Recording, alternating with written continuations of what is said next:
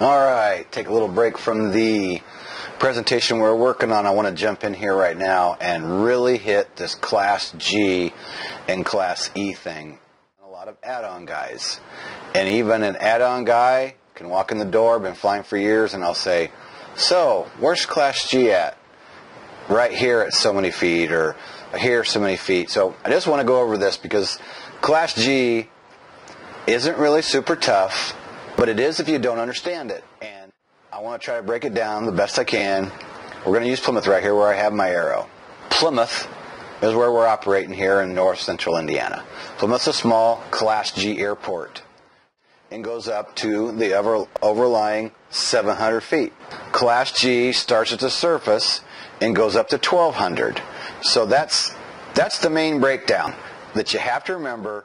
Is not near as busy as O'Hare, but it's still a really big airport. That's a Class Charlie. And if you look down here, Gary, most of you around the country or around the world have probably heard of Gary, Indiana as well. There's another reason why Gary is popular as far as...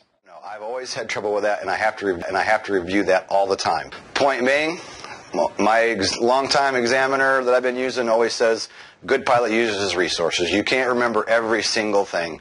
So you got to be good with the FAR aim, be good at looking stuff up, and know where to find your answer. If you're like me and have a little trouble remembering things sometimes, don't be afraid to grab your FAR aim, grab your Rotorcraft Flying Handbook. Go to that source of information where you can get that, whatever it is you're looking for. On there, when I was reviewing it this morning, a transcribed en route broadcast is weather being broadcast VOR. Next up, information like thunderstorms, as it says, hazardous in-flight weather advisory system, and these are also broadcast over a VOR as well.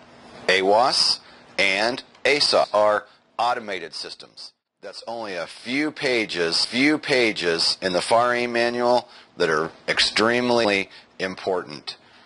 This confuses a lot of people. My one student I was talking about before that smoked his private and had trouble on the commercial, one of the things that he struggled with was basic VFR. And he got confused just because of the heat of the moment and everything going on. And the examiner at one point was saying, well, what is basic VFR? Well, he was confused between Class G, airplane, helicopter, and he was, getting frustrated and rubbing his head, and it was getting really ugly. And all the examiner was really asking for was, what is basic VFR? Notams were changed in 2011 in the FAR aim manual. I'm going to basically read these to you, and I hate when instructors do this, but I'm still learning this.